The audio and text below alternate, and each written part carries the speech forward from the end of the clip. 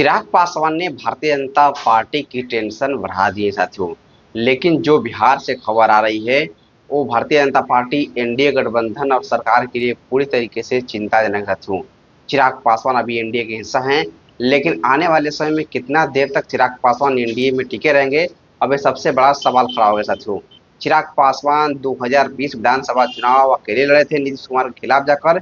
इसके बाद चिराग पासवान की पार्टी टूट गई थी, लेकिन पुनः एक बार फिर से चिराग पासवान की पार्टी को टूटने का डर सता रहा है साथियों। कहीं ना कहीं चिराग पासवान अगर इंडिया के खिलाफ जाते हैं तो चिराग पासवान की पार्टी टूटने की भी कगार पर हो जाएगी। लेकिन चिराग पासवान के लिए जो खबर चल रही है पार्टी टूटने को लेकर, कई सांसद चिराग पासवान की जो भारतीय जनता पार्टी के संपर्क में है, लेकिन ये पूरी तरीके से ये सभी बातें पूरी तरीके से गलत चल रही हैं। चिराग पासवान के सभी सांसद चिराग पासवान के साथ हैं और आने वाले आगामी विधानसभा चुनाव को देखते हुए चिराग पासवान की तैयारी पूरी मजबूती से चल रही साथियों। चिराग पासवान अभी एनडीए के हिस्सा हैं, लेकिन चिराग पासवान एनडीए सरकार में रहते ही एनडीए सरकार के कई बड़ी बड़ी नीतियों का, गलत नीतियों का चिराग पासवान विरोध किए हैं। और चिराग पासवान राहुल गांधी और अखिलेश यादव के कुछ फैसलों के साथ चिराग पासवान जुड़ते आ रहे हैं। इससे एक क्लास लगाया जा रहा है कि चिराग पासवान एनडीए को छोड़कर इंडिया गठबंधन में शामिल हो जाएंगे।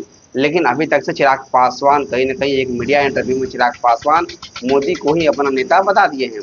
चिराग पासवान के लिए चिंता के विषय, अगर चिराग पासवान अलग होते हैं तो भारतीय जनता पार्टी बिहार में विधानसभा चुनाव पशुपति पारस और प्रिंस राज के साथ लड़ सकती है।